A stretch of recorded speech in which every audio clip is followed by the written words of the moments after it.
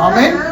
यहाँ पर प्रभु यीशु मसीह ने साफ बोला कि तुम जाओ चेला बनाओ, सुसमाचार सुनाओ, चेला बनाओ और उनको पिता पुत्र के नाम से बपतिस्मा दो। और आज लोग कहते हैं कि मैंने बहुत लोग और सुना है कि क्या कहते हैं कि बपतिस्मा नेसेसरी नहीं है, बपतिस्मा को हम क्या कहते हैं कि हम दे नहीं सकते, कोई लेता तो ठीक है नहीं तो नहीं। एक किस चीज का हवाला देते हैं, उस चीज का जो प्रभु यीशु मसीह के साथ वो व्यक्ति क्रॉस पर टंग रहा था और उसने अंगीकार किया था और उसको क्या कहता है, उसने बोला कि आज ही तू मेरे साथ स्वर्ग लोक में होगा। लेकिन एक बात ध्यान रखना, वो कॉन्सेप्ट अलग था, वो कॉन्टेक्ट अलग था, जो कि क्या कहता है उस टाइम पर उसके पास में वो टाइम नहीं था कि वो बपतिस्मा ले सके, इसलिए परमेश्वर के साथ एनकाउंटर सामने सामने कर रहा है, आमने सामने कर रहा है। लेकिन यहां पर ज्यूस क्या कहते हैं बपतिस्मा के बारे में, ये आपको समझना पड़ेगा पहले।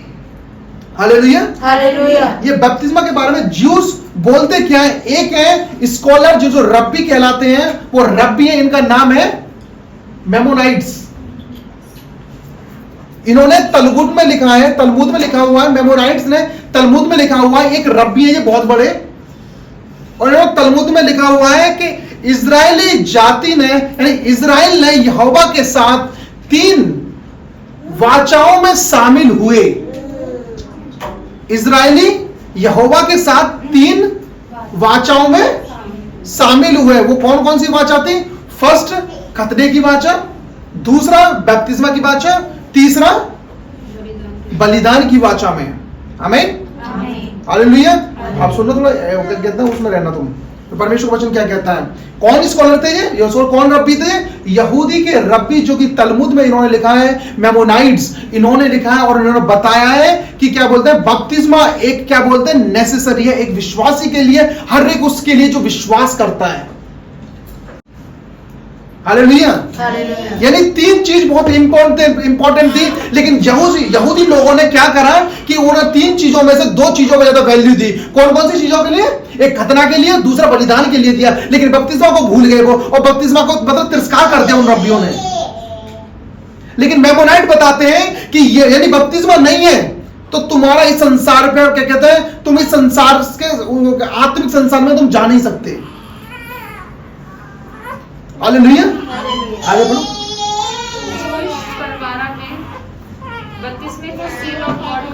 ज्यूस परंपराओं में बपतिस्मा को सील ऑफ गॉड कहा जाता है।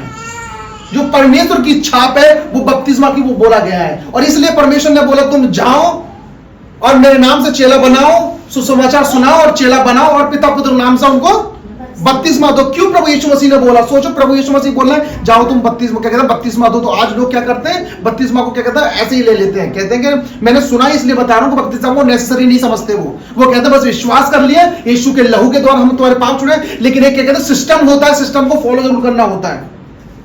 हालेलुया। यानी यहूदी लोग कहते हैं बपतिस्मा एक सील ऑफ गॉड है, यानी परमेश्वर की छाप है जो व्यक्ति बपतिस्मा लेता है। आमीन।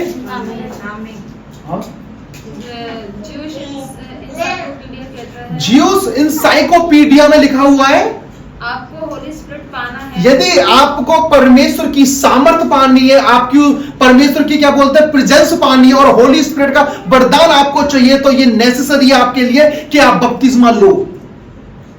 हालेलुया। आपको यदि परमेश्वर का ज्ञान चाहिए, आपको उसके रहस्य को चाहिए, तो आपको क्या कहते हैं बपतिस्मा की लेना बहुत जरूरी है। ये ज्यूस कौन कहते हैं? इंसाइक्लोपीडिया कहते हैं। हालेलुया। फाइलो एक ज्यूस है, सुनो, एक रब्बी है जिन्होंने बहुत अपना योगदान दिया है। वो कहते हैं फाइलो जो रब्बी है वो कहते हैं यदि आपको वचन को समझना है और वचन के रहस्य को जानना है और परमेश्वर के रहस्य को जानना, परमेश्वर की चाल को जानना है, तो उसे पहले बपतिस्मा लेना जरूरी है। ये कौन कहते हैं? फाइलो रब्बी कहते हैं ये।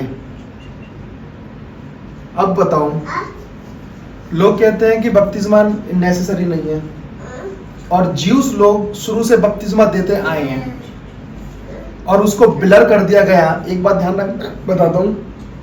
हाँ, पढ़ो इसे आगे। ये प्राचीन यहूदी ज्ञान। हाँ, ये आप समझ रहे इस बात को। प्राचीन यहूदी ज्ञान, यानी इंग्लिश में क्या बोलते हैं? एसेंट ज्यूस विजिडम, अब सुनना इस बात को, ये क्या कहते हैं बपतिस्मा के बारे में? हाँ। बपतिस्मा में 3 चीजें शामिल होती हैं। बपतिस्मा में 3 चीजें शामिल होती हैं। जब आप बपतिस्मा लेते हो तो आप इस बुरे संसार को छोड़कर आत्मिक संसार में प्रवेश करते हो। जब आप बपतिस्मा लेते हो तो इस बुरे संसार को छोड़ देते हो और आत्मिक संसार में तुम प्रवेश करते हो। ये कौन कहता है? प्राचीन यहूदी जो ज्ञानी है वो बताते हैं। दूसरा क्या था? इस संसार की अशुद्धता और असफलता से खुद का संपर्क तोड़ लेते हो। जो व्यक्ति बपतिस्मा लेता है वो क्या करता है? संसार की अशुद्धता और असफलताओं से खुद को तोड़ देता है। Hallelujah, hallelujah. वचन क्या कहता है? कि तुम जाओ बपतिस्मा दो। क्यों प्रभु यीशु मसीह ने बोला कि तुम बपतिस्मा दो? क्योंकि तुम्हारी जो संसार में जो व्यक्ति है उसकी क्या कहते हैं? संसार की अशुद्धता, असफलता उससे टूट जाती है और उस पर प्रभाव नहीं डालती जो व्यक्ति बपतिस्मा लेते हैं। हालेलुया। खैर पढ़ेंगे। बपतिस्मा के बाद एक व्यक्ति परमेश्वर की चेतना, बपतिस्मा के बाद एक परमेश्वर की चेतना और ज्ञान के हाई लेवल पर अग्रसर हो जाते हैं। यानी आकर्षित होता है। यानी वो क्या कहता है? परमेश्वर के ज्ञान को आकर्षित करता है वो व्यक्ति जो बपतिस्मा लेता है। आकर्षित होता है यानी परमेश्वर के ज्ञान को समझता है और क्या कहता है? परमेश्वर की चेतनाओं में आकर्षित होता है यानी परमेश्वर की प्रेजेंस को महसूस करता है। होली स्पिरिट को महसूस करता है जब व्यक्ति बपतिस्मा लेता है। ये तीनों चीजें कौन कहता है? इंग्लिश में बोलो। एशियन ज्यूस विजडम कहती हैं ये चीजें। हालेलुया। हाँ। न्यू टेस्टमेंट में बताया गया है कि जब पतरस ने कई बार ये चीजें बोली गई हैं कि पतरस ने बोला, पहला पतरस 3 का 21 में तुम देखोगे, 20 और 21 में देखोगे तो उसने जहाज के बारे में दिया गया है। अब जहाज के बारे में तुम पढ़ो कि पतरस क्या बताना चाह रहा है बपतिस्मा के बारे में। हाँ? जहाज परमेश्वर का नियम था। जहाज एक परमेश्वर का नियम था, वो मनुष्य का आविष्कार नहीं था। अब सुनना इस बात को, जहाज परमेश्वर का नियम था ना कि मनुष्य का आविष्कार। वैसे ही बपतिस्मा स्वर्ग की ओर से था ना कि मनुष्य की ओर से। हालेलुया। हालेलुया। क्या? बपतिस्मा स्वर्ग की ओर से था ना कि मनुष्य की ओर से। पढ़ोगे? और जैसे जहाज यह तैयार हो रहा था, जब जहाज तैयार हो रहा था तो लोग उपहास मजाक उसका उड़ा रहे थे। वो सोच रहे थे बारिश तो है नहीं है लेकिन जहाज क्यों बना रहा है ये? उसका ठट्टों में उड़ाया नूह के परिवार को और क्या बोलते हैं? नूह को क्या कहते हैं? मजाक में उड़ाया। वैसे ही सुसमाचार आज भी जब सुसमाचार सुनाया जाता है और बपतिस्मा के बारे में बताया जाता है और आज भी लोग क्या करते हैं? उसे ठट्टों में उड़ाएंगे और मजाक उड़ाएंगे और बपतिस्मा को ज्यादा वैल्यू नहीं देते। कहते हैं कि नहीं, उद्धार सिर्फ प्रभु यीशु मसीह से है। लेकिन प्रभु यीशु मसीह क्या बोल के गए? तुम जाओ पिता पुत्र के नाम से चेला बनाओ। हालेलुया। शास्त्री और फरीसियों ने बपतिस्मा को ज्यादा वैल्यू नहीं दी और वचन को भी ज्यादा वैल्यू नहीं दी और आज भी लोग वैसे ही करते हैं जैसे कि उन्होंने किया था। हालेलुया। हालेलुया। आप देखोगे एक्ट्स में देखोगे 2 कितना है? 41 में तुम देखोगे कि जब क्या कहते हैं? जब क्या कहते हैं? परमेश्वर का आत्मा जब उन पे 120 लोगों पे उतरा था तो उन्होंने क्या बोलते हैं? वहां पर बहुत सारी जातियां यानी कितनी कंट्री के, यानी मैंने पढ़ा था 21 कंट्री के लोग वहां पर आए और वहां पर जब पतरस ने उनको प्रचार सुनाया तो उन्होंने बपतिस्मा दिया। किसने? 3000 लोगों को किसने बपतिस्मा दिया? पतरस ने बपतिस्मा दिया। जब पतरस ने बपतिस्मा दिया तो वहां पर कहते हैं कि वो कहां पर था? वो मंदिर का औसारे था। वहां पर मंदिर में जो औसारे था वहां पर जो बपतिस्मा देने वाले को जगह को पता क्या बोलते थे? वहां कमरा बोलते थे, क्योंकि वहां पर बपतिस्मा दिया जा रहा था। वहां पर कमरा नाम था और वहां पर याजक लोग अपने आप को बपतिस्मा लिया करते थे। हालेलुया। हालेलुया। पढ़ो दोबारा एक और। मंदिर में एक कमरा था, जिसे डुबकी लगाने का स्थान या डुबकी यानी बपतिस्मा लेने का स्थान कहा जाता था। वहां पर ज्यूस लोग और क्या कहते हैं? याजक लोग वहां पर बपतिस्मा लिया करते थे। जहाँ महायाजक पश्चाताप के लिए खुद को डुबाता था और इसके अलावा सुलेमान द्वारा बनाए गए पीतल के दर वहां पर ये मतलब महायाजक अपने आप को डुबाया करते थे, यानी पाप से शुद्धिकरण के लिए डुबाया करते थे। लेकिन एक बात है कि ओल्ड टेस्टामेंट में बपतिस्मा का बहुत रेयर जिक्र दिया गया है, क्योंकि उसको बिलर कर दिया गया, उसको क्या कहता है खत्म कर दिया गया, सिर्फ 2 चीजों पे वाचा खड़ी कर दी सिर्फ। लेकिन मेमोराइट बोलते हैं कि परमेश्वर ने जो वाचा बांधी थी वो 3 चीजों से बांधी थी। पहला खतने की वाचा, दूसरा बपतिस्मा की वाचा, तीसरी थी बलिदान की वाचा से।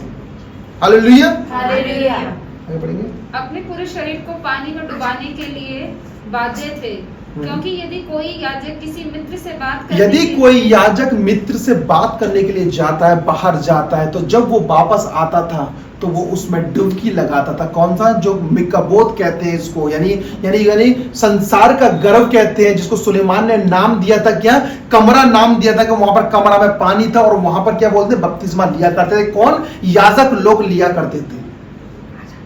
हालेलुया। क्रिश्चियनों, तो जब प्रभु यीशु मसीह ने ऑर्डर दिया है कि तुम जाओ पिता पुत्र के नाम से बपतिस्मा दो, तो हम कौन है फिर? आप कौन हो जो बपतिस्मा को कहते हैं ये नेसेसरी नहीं है? पॉल को बपतिस्मा नहीं हुआ था? पॉल को बपतिस्मा हुआ था, हनन्याह ने किया था। क्या खोजे का बपतिस्मा नहीं होता जो फिलिप्पुस ने दिया था, जो पानी में उतरा वहां पर खोज दिया? क्योंकि यहाँ पर वो नहीं लिख रहा क्या कि उसने क्या बपतिस्मा की टीचिंग दी, लेकिन यहाँ पर वचन कहता है कि लास्ट की आज्ञा प्रभु यीशु मसीह की ये थी, तुम जाओ चेला बनाओ, उन्होंने बपतिस्मा जरूर दो। तो शायद खोजे को बताया होगा फिलिप्पुस ने कि बपतिस्मा लेना बहुत जरूरी है। पौलुस को बताया होगा हनन्याह ने बताया होगा कि क्या बोलते हैं कि बपतिस्मा लेना जब जरूरी है, जब यदि तुम मसीह में हो तो। जितने भी पतरस और यूहन्ना जितने भी प्रचार करते थे उनको बपतिस्मा दिया करते थे। और आज लोग कहते हैं कि बपतिस्मा इसे नेसेसरी नहीं है। हालेलुया, बपतिस्मा ये नेसेसरी नहीं है। जब प्रभु यीशु मसीह ने कमांड दी है, आज्ञा दी है, तो सोचो, हाँ बपतिस्मा तुम्हारा उद्धार नहीं करता, लेकिन एक प्रोसेस है उद्धार के लिए कि तुम बपतिस्मा का जरूर लो। उद्धार प्रभु यीशु मसीह के जरिए है। हालेलुया, जो विश्वास करता है उद्धार प्रभु यीशु मसीह के जरिए है। लेकिन बपतिस्मा एक क्या बोलते हैं, एक उसका पहलू है, उसे करना बहुत जरूरी होता है।